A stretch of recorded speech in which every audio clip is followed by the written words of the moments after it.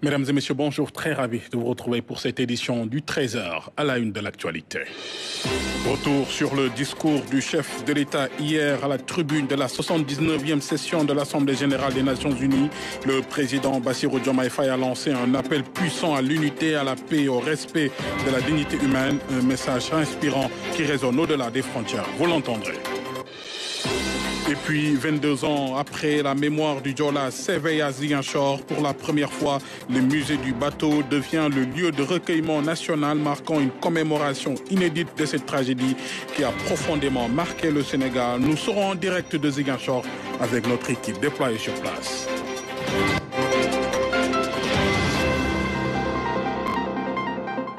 Voilà pour l'essentiel du menu de ce trésor. Bienvenue à tous à la tribune de la 79e session de l'Assemblée générale des Nations unies. Le chef de l'État a lancé un appel fort, un message puissant appelant à l'unité, à la paix, au respect de la dignité humaine. Une intervention inspirante qui résonne sur la scène internationale. Je vous propose de suivre le chef de l'État au micro de nos envoyés spéciaux Khadim Diokhane Mamadou Belem et Oumar Nying. President of the Republic of Senegal. Pour une première prestation, le discours du président Bassirou Diomaye Faye est à la hauteur des attentes. L'entame est un diagnostic nécessaire au combat pour garantir la paix, le développement durable et la dignité humaine pour tous et partout dans le monde. Mesdames, Messieurs, nous vivons dans un monde troublé où les principes de la Charte des Nations Unies qui prônent l'égalité, la justice et le respect des droits humains sont chaque jour mis en mal. Les conflits s'étendent, les inégalités se creusent et les crises climatiques aggravent la vulnérabilité de millions de personnes à travers le monde. De surcroît, nous assistons à une remise en cause inquiétante du multilatéralisme, à un moment où l'humanité en a le plus besoin. Le monde doit se regarder en face, sans complaisance. Les valeurs que nous avons juré de défendre sont piétinées dans plusieurs régions du globe. Que l'on soit à Gaza, à Tel Aviv, à Dakar ou ailleurs, chaque être humain est porteur de cette égale dignité. Une dignité qui transcende les frontières, les cultures et les appartenances religieuses. C'est notre devoir à tous de veiller à ce que cette dignité soit protégée et respectée pour chaque être humain, sans exception. Ce devoir est l'essence même des Nations unies. Pourtant, nous constatons chaque jour que le droit international, ciment de la paix mondiale, est souvent violé. Des résolutions adoptées par cette Assemblée sont ignorées. En tolérant ces violences répétées, nous foulons aux pieds les principes de la Charte des Nations unies et sapons les fondements même de cette maison de la paix. La paix n'est pas seulement l'absence de guerre. La paix, c'est aussi la possibilité pour chaque être humain de vivre dans la dignité, de se nourrir, de se loger, de s'éduquer et de recevoir des soins. Or, aujourd'hui, plus de 750 millions de personnes ne mangent pas à leur faim et des millions basculent chaque jour dans l'extrême pauvreté. Ces chiffres éloignent de plus en plus le monde des objectifs de développement durable fixés pour 2030. Nous ne pouvons plus accepter que les mécanismes de gouvernance mondiale continuent de reproduire ces inégalités. Il est alors temps de rompre avec la logique du chacun pour soi et de bâtir un nouveau contrat social global fondé sur la solidarité et la coopération. Le constat appelle un changement de paradigme pour un monde meilleur, équitable, qui respecte les principes fondateurs des Nations unies. Nous ne voulons plus fermer les yeux sur la tragédie qui se déroule dans le Sahel. Des groupes terroristes sèment la terreur, pillent, tuent les populations civiles innocentes. Cette région, autrefois stable, est désormais en proie à une violence quotidienne, tandis que les Nations unies, particulièrement le Conseil de sécurité, restent trop souvent inertes. De même, nous ne pouvons pas accepter que le Sahel devienne le théâtre de rivalités de puissances étrangères dont les affrontements ne font qu'aggraver la déstabilisation de la région. Je dois rappeler ici que la paix et la sécurité de l'Afrique sont indissociables de la paix mondiale. Il est impératif que le Conseil de sécurité remplisse pleinement son rôle de garant de la stabilité internationale. J'exprime à nouveau la préoccupation du Sénégal face à la situation tragique qui perdure en Palestine. Des générations entières y ont grandi sous l'ombre de l'oppression, privées de leur droit fondamental à un État viable.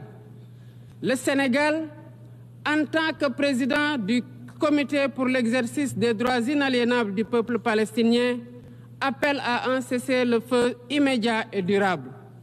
Nous réitérons notre soutien à la solution des deux États, avec Jérusalem-Est comme capitale de la Palestine, conformément aux résolutions pertinentes des Nations Unies. Le chef de l'État est convaincu qu'un monde meilleur passe forcément par l'unité dans la diversité. Il est nécessaire de rompre avec toute tentative d'imposer des normes civilisationnelles unilatérales. Depuis son indépendance, le Sénégal a toujours défendu l'égale dignité des cultures et des civilisations. Et cette diversité doit continuer à être la base de la coexistence pacifique entre les peuples. Aucune nation ne devrait imposer aux autres ses pratiques ou ses valeurs comme normes universelles. Le respect des différences est le fondement de la stabilité et de la paix dans le monde. Mesdames et messieurs, le Sénégal est fermement engagé dans cette voie. Nous avons choisi de bâtir un État résolument tourné vers le développement durable avec des initiatives ambitieuses dans des domaines tels que les énergies propres, la souveraineté alimentaire et la gouvernance transparente. Mais nous savons que pour réussir, nous avons besoin de l'action collective et de la solidarité internationale. Aucun pays, aussi puissant soit-il, ne peut relever seuls les défis qui menacent l'humanité. Il nous faut donc agir ensemble, unis dans la diversité, pour construire un avenir où la dignité humaine est respectée, où la justice prévaut et où la prospérité est partagée. Dès le début de son discours, le président Bassirou Diomaye Faye a salué la mémoire d'Amadou Mokhtar Mbow. Avec ce discours, il s'inscrit dans le sillage tracé par ces figures emblématiques de la diplomatie sénégalaise, une image que le chef de l'État perpétue. Un discours de rupture, c'est ainsi que la ministre des Affaires étrangères qualifie l'intervention du président Bassirou Diomaye Faye. Madame Yacine Fall parle d'un leadership affirmé avec des positions courageuses sur la crise du multilatéralisme. Nous écoutons la ministre des Affaires étrangères au micro de nos envoyés spéciaux. C'est un discours de rupture, un discours historique. Nous voyons un nouveau Sénégal avec un président jeune qui a une vision claire de ce qu'il veut voir dans le monde, d'abord, et en Afrique. C'est un discours aussi de rupture qui positionne l'Afrique avec ses ressources, mais avec ses compétences, avec ce qu'elle peut apporter, mais avec aussi des idées qui proposent au monde comment résoudre les crises mondiales, les crises énergétiques, les crises environnementales, les crises politiques et les guerres. Donc nous avons aujourd'hui un président qui avait une position de leadership claire dans son discours. Il a eu un propos très courageux. D'abord par rapport aux guerres dans le monde, que la paix c'est la réponse. Il a eu aussi des propos clairs, courageux, sans équivoque par rapport à la question palestinienne. Il a repositionné le leadership du Sénégal dans la question palestinienne. Il a aussi parlé des injustices sociales, des injustices dans la gouvernance mondiale, des injustices dans l'économie mondiale, des injustices dans le fait que l'Afrique est un continent où on retire beaucoup de ressources, mais qu'elle ne reçoit pas assez. Mais aussi qu'il y ait un partage des ressources dans le monde. Il a aussi parlé des inégalités qui frappent le monde entre les pauvres et les riches, mais aussi des inégalités dans les institutions internationales, les institutions financières internationales, la Banque mondiale et le FMI, les institutions de Bretton Woods en général, les institutions aussi de commerce. Il a aussi parlé du fait que l'Afrique doit avoir une position claire au sein des Nations Unies, mais que aussi une institution multilatérale qui devrait jouer son rôle. Il a parlé de la crise du multilatéralisme que nous voyons aujourd'hui, que les Nations Unies sont incapables, que les résolutions des Nations Unies ne sont pas respectées et qu'il faudrait qu'on revienne encore à la paix et qu'on revienne aux fondamentaux. Le président a recentré le rôle des pays africains dans la résolution des conflits. Le rôle du Sahel en tant qu'entité élargie, pas seulement G5, mais en tant qu'entité politique, entité géopolitique, qui devrait essayer de trouver une solution, mais dans la solidarité. C'est là où il parle de la solidarité. Mais la solidarité qui ne va peut-être, on vous impose des idées, mais la solidarité, vous avez les réponses et qu'ensemble, nous allons trouver des réponses dans le Sahel. Le président a vraiment montré son leadership qu'on attend de lui, qu'on attend du Sénégal par rapport à la résolution des conflits, mais aussi par rapport à la résolution des questions qui se posent aujourd'hui, des questions d'inégalité mondiale, des questions d'exclusion, des questions de gouvernance économique, de gouvernance politique, de gouvernance financière. Très bien. À New York, le président Bassirou Diomaye Faye plaide pour l'institutionnalisation du droit à la connexion, un besoin vital, un droit fondamental selon le chef de l'État qui a présenté la vision du Sénégal pour accélérer les objectifs de développement durable. Il propose d'inscrire d'ailleurs l'accès à Internet dans la Constitution. Oumar Nying.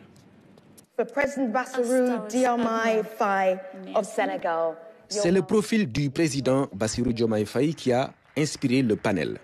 Jeune président récemment élu, dont la vision des objectifs de développement durable suscite un intérêt. En tant que président de la République, je viens de faire juste 6 mois aujourd'hui.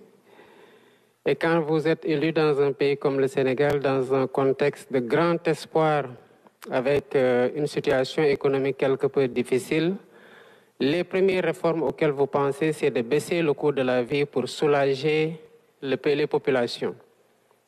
Mais au moment où vous faites ça, en tant que jeune président, vous pensez aussi à la connectivité des jeunes. Parce que autant les populations jeunes ont un besoin vital de se nourrir, autant ils ont ce même besoin vital d'accéder à la connexion. Aussi paradoxal que cela ne puisse paraître.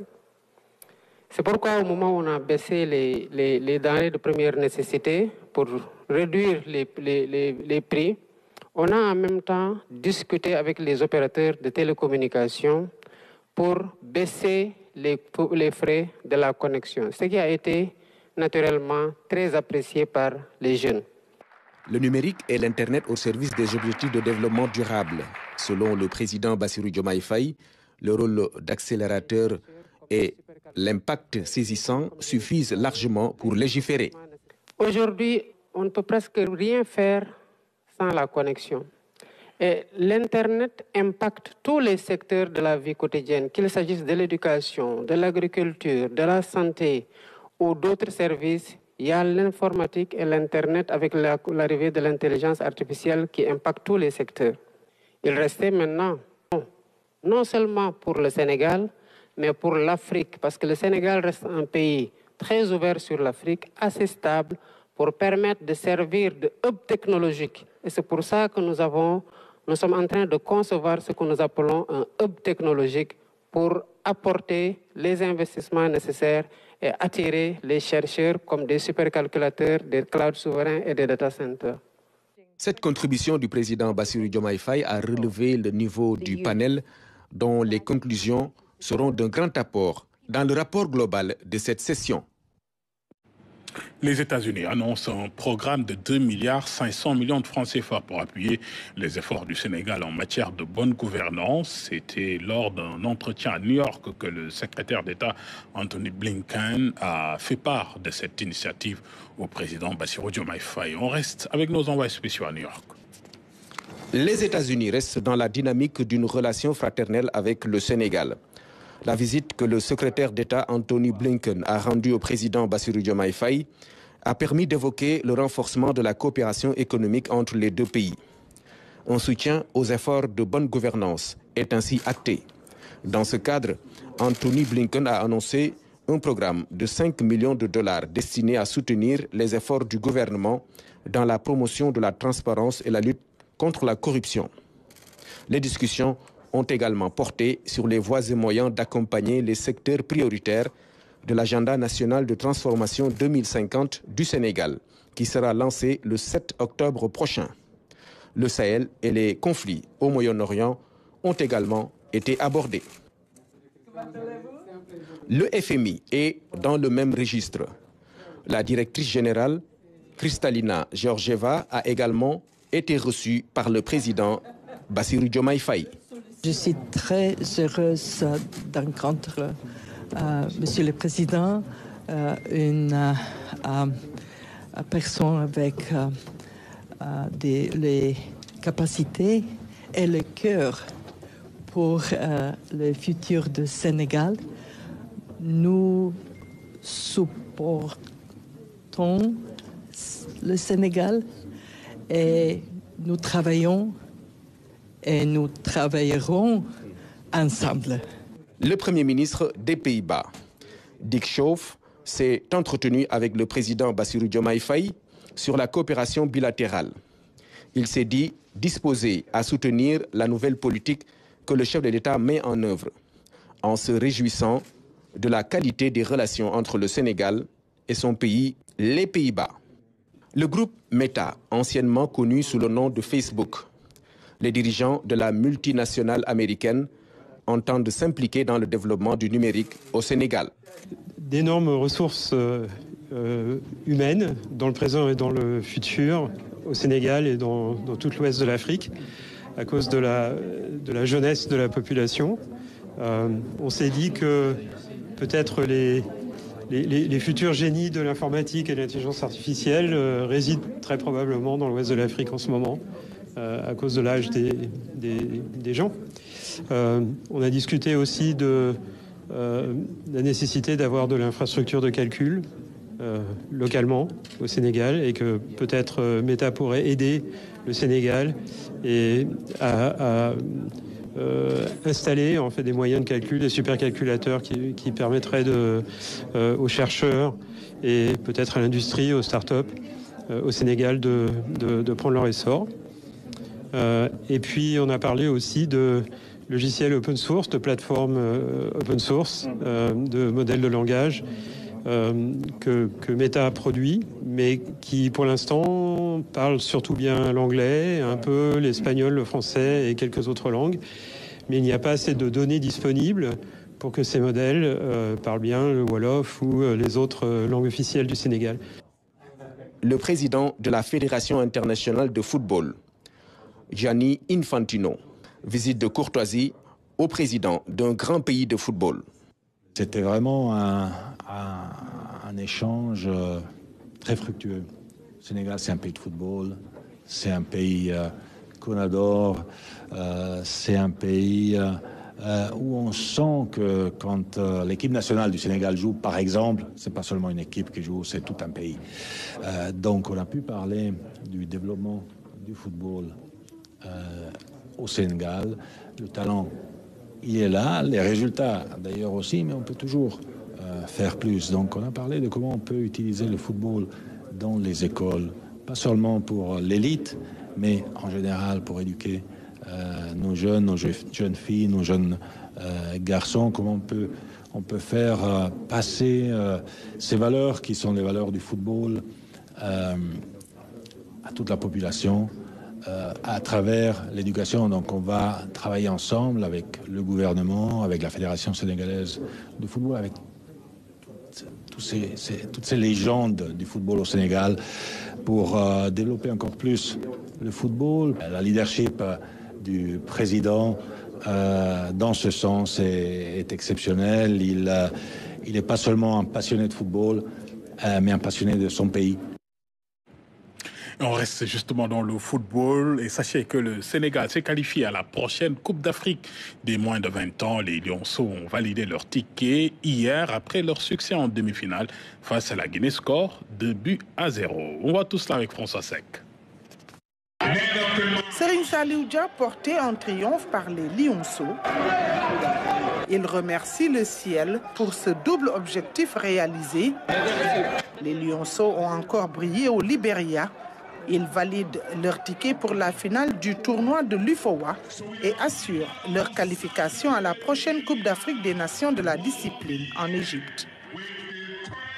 Une rencontre face au Sili national de Guinée dominé par le Sénégal. Après une première période très disputée mais stérile, Lionceaux et Sili National vont au vestiaire sans encaisser ni marquer de but.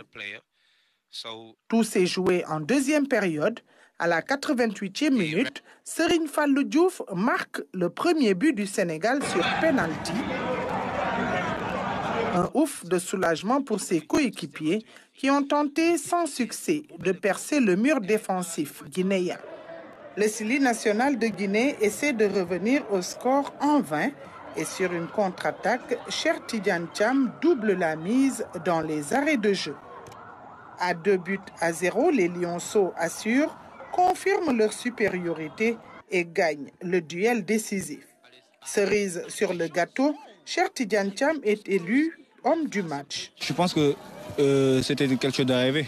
Toujours rêve de gagner un trophée individuel au cours de sa carrière. Maintenant, j'ai gagné le trophée d'homme du match, mais ce n'est pas la fin du monde. Il reste une finale, donc je vais essayer aussi de gagner la finale et l'homme du match de la finale. Pourquoi pas le meilleur joueur? Alhamdoulilah, je remercie le bon Dieu de nous avoir donné cette qualification. C'était pas facile face à une équipe très très solide de la Guinée. Je pense qu'on a mérité aussi cette qualification vu la préparation qu'on a fait. Je pense qu'aujourd'hui, on va juste fêter notre qualification et se concentrer pour la finale, Inch'Allah.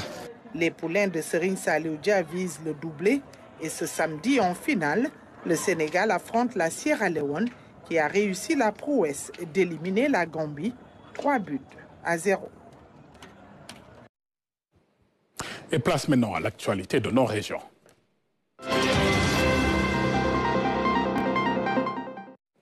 Direction Ziguinchor, où le musée du bateau Le Joola accueille pour la première fois la commémoration de l'anniversaire du naufrage. Le Sénégal se souvient de ce drame qui a marqué des milliers de vies. Nous retrouvons justement Mariam Dramé en direct de Ziguinchor, où la cérémonie officielle vient juste de prendre fin. Bonjour Mariama, dites-nous quels étaient les temps forts ou quels sont les temps forts de cette commémoration? Bonjour René-Léon Fonseca, bonjour à tous, bienvenue ici à Ziguinchor où vous l'avez dit, on a célébré le 22e anniversaire du naufrage du bateau Le Joola, une cérémonie empreinte d'émotion qui la première fois s'est fait ici devant le mémorial musée du bateau Le Joola, officiellement mis en service par le ministre de la Culture, des Sports et de la Jeunesse. À côté d'elle, il y avait également le général Biram Diop qui a présidé cette cérémonie. Derrière moi, il a déposé le gerbe de fleurs en mémoire à toutes ces victimes du bateau Le Joola. On se souvient encore, 22 ans après, dans son discours, il a, au nom du chef de l'État, mais également du peuple sénégalais, réaffirmé le soutien de l'État à les accompagner, mais également désenclaver la région de Casamance pour leur assurer une meilleure condition de vie de toutes ces populations du Sud. Je vous propose de l'écouter. Le devoir de mémoire nous oblige à le commémorer, non seulement pour rendre hommage aux victimes, mais également pour veiller à ce qu'un événement pareil ne se reproduise plus. Permettez-moi tout d'abord de vous remercier de votre présence à cette manifestation solennelle. Votre présence exprime non seulement votre profond respect à la mémoire de ces Sénégalais et étrangers arrachés à notre affection, mais symbolise également votre attachement aux valeurs républicaines illustrées par notre devise nationale, un peuple, un but et une foi. En ce jour de commémoration, nos pensées vont aussi aux rescapés qui gardent les cicatrices de ce tragique événement. Monsieur le ministre, la douleur, elle est immense. Et les familles sont brisées dans un autre naufrage qui laisse cette première tragédie de l'histoire dans l'impunité totale.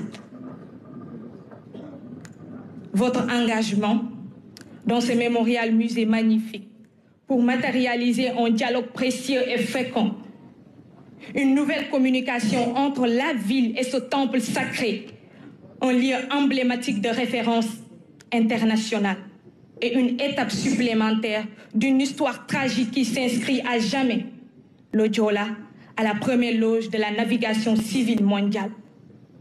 Ce lieu, qui est motivé à un lourd investissement, exige d'être restauré au service d'une gestion et d'un contenu exemplaire.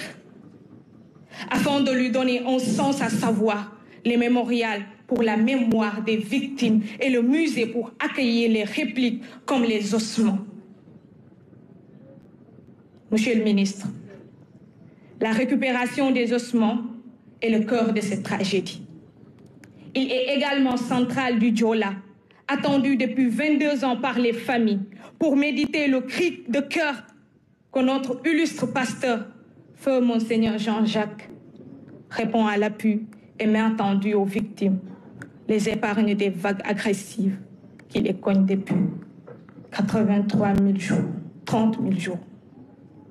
Monsieur le ministre, ces ossements doivent être exposés dans le musée pour lui permettre d'assurer sa fonction primordiale, pour libérer les familles de l'emprise du Diola et leur permettre enfin de faire leur deuil. C'était plutôt la réaction de Binta Gassama, la représentante des pupilles de la nation. Le mémorial musée Le Diola, vous le savez, a été officiellement mis en service aujourd'hui par le ministre de la Jeunesse, de la Culture et des Sports, Madame Khadija Ndiaye, une vieille doléance des familles des victimes. Ce mémorial est érigé sur les berges du fleuve Casamance. Il va abriter des témoignages, des expositions, mais également raconter l'histoire de la navigation. Visite guidée avec Abdoulaye Sinkare. Porte sur le contenu et les orientations du mémorial musée Le Diola. Il a permis d'échanger avec les associations de familles de victimes et de rescapés pour leur demander de s'approprier le musée. L'objet de cette rencontre est d'unir le musée. Ceux qui n'ont pas soutenu le projet dans sa conception sont revenus sur des aspects religieux. Par exemple, l'idée de récupérer des ossements et du matériel du bateau et de vouloir les enterrer ou les exposer éventuellement ne correspond pas à des convictions religieuses et spirituelles ou culturelles.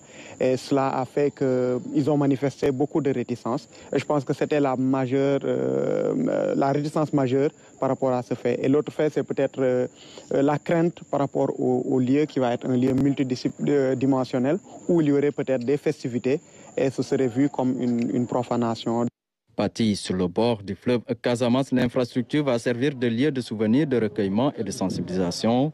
Sa réalisation a coûté plus de 5 milliards de francs CFA. Alors c'était là le panel que le ministre de la Jeunesse, de la Culture et des Sports a tenu ici à Ziguinchor dans le cadre de la mise en service du mémorial musée Le Diola, je vous le disais tantôt, qui est érigé sur les berges du fleuve Casamance. Je vous invite maintenant à une visite guidée avec Abdoulaye Sinkare de la RTS 4 Casamance. Au bord du fleuve Casamance, il se dresse majestueusement comme un défi à l'oubli. Le lieu de mémoire commence par l'espace de recueillement aménagé dès les premières heures qui ont suivi le naufrage. L'espace de recueillement qui est au milieu de ces deux, cet espace de recueillement est l'ancienne place des naufragés, qui est la première place qui a été érigée pour rendre hommage aux victimes du naufrage juste après. Donc cette place est venue intégrer l'espace mémoriel du bateau Le Diola. Il y a ensuite l'esplanade de 700 mètres carrés qui va accueillir les deux hélices du bateau déjà repêchées. Quant au bâtiment, il comporte 4 niveaux. Le rez-de-jardin est réservé à la médiathèque, à la salle des archives et aux espaces de contrôle. L'exposition va s'ouvrir au premier niveau qui retrace l'histoire de la navigation en Casamance et plus particulièrement celle de la liaison maritime Ziguinchor-Dakar. C'est ici que le discours muséographique qui décline les orientations des expos va démarrer.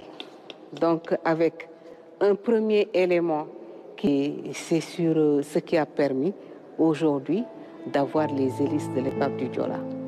Pour élargir la base mémorielle de l'ouvrage, des sites d'intérêt lui sont rattachés. C'est le cas des cimetières dédiés aux naufragés, mais aussi de la maison de l'unique femme rescapée de cette tragédie. Cette dame La particularité, c'est quand le naufrage est intervenu, elle était en état de grossesse de 4 mois. Donc c'est la maman de bébé Diola que tout le monde connaît.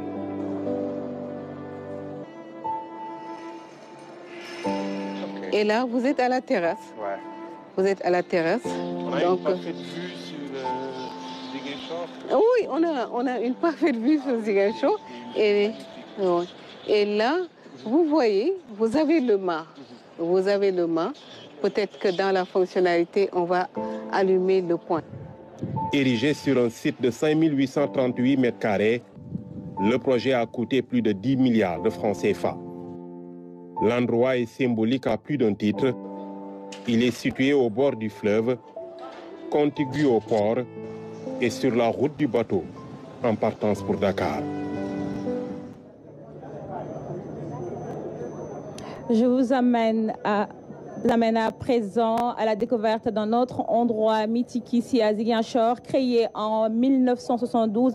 Le centre hospitalier de Ziguinchor était une antenne chirurgicale destinée à soigner les blessés de la guerre en Guinée-Bissau. Au fil du temps, l'établissement sanitaire offre ses soins à l'ensemble des populations de la Casamance, mais aussi les gens venus de la sous-région. Aujourd'hui, il fait face à de nombreuses difficultés que nous explique Mamadou Sakiné dans ce reportage. C'est l'unique appareil d'échographie du centre hospitalier régional de Ziguinchor. Avec un nombre de consultations journalières entre 20 et 25, le relèvement du plateau technique est plus qu'une nécessité. Au scanner aussi, ça fonctionne, mais quand même, ça reste à désirer parce qu'il y a des choses qui nous manquent. Nous manquons de ce qu'on appelle un injecteur automatique.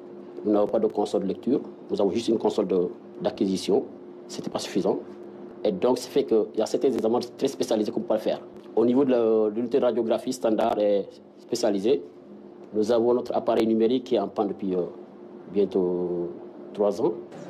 L'établissement public de santé polarise la commune et les autres régions de la Casamance naturelle, ainsi que des pays voisins. Son taux de fréquentation élevé fait accroître les besoins dans presque tous les services. Réanimation, chirurgie, maternité, la même maladie, partout. Il y a toujours un gap en ce qui concerne le matériel nécessaire pour le service de niveau 2 et aussi le personnel aussi est à renforcer. Comme par exemple le bloc opératoire. Là, le matériel n'est pas encore à Ziguinchor. Comme ça, personne n'aura besoin d'aller se faire soigner ailleurs. Donc tout sera ici sur place. Voilà donc cette ambition que nous avons pour le projet d'établissement.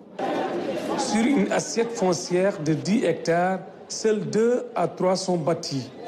Donc le centre hospitalier régional de Ziguinchor dispose d'espace pour son élargissement. Une construction aux normes avec un plateau technique adéquat sera un grand ouf de soulagement pour le personnel soignant et les populations du Sud. Le trésor des régions spéciales Ziguinchor, c'est fini pour aujourd'hui. Je vous rappelle que cette journée du 26 septembre 2024 marque le 22e célébration du naufrage du bateau le Diola. Cette cérémonie, cette année 2024, coïncide avec la mise en service du mémorial musée, le bateau le Diola que vous apercevez derrière moi, officiellement mise en service par le ministre de la Jeunesse, des Sports et de la Culture et le ministre des Forces armées qui a présidé la cérémonie de commémoration de ce 22e anniversaire, toujours empreint de tristesse ici à Ziguinchor sur les berges du fleuve Casamance. Je vous donne rendez-vous pour le 20h et juste après moi, retrouvez Kaltom Gay pour les Khibars. Bel après-midi à tous. René Léon Fonseca, c'est à vous. Merci beaucoup, Mariama. Merci à toute l'équipe de la RTS déployée à Ziguinchor. Mesdames et messieurs, c'est ainsi que se referme cette édition du 13h. Rendez-vous dans une poignée de minutes pour le journal en Wolof. Je vous souhaite une très, très bonne journée.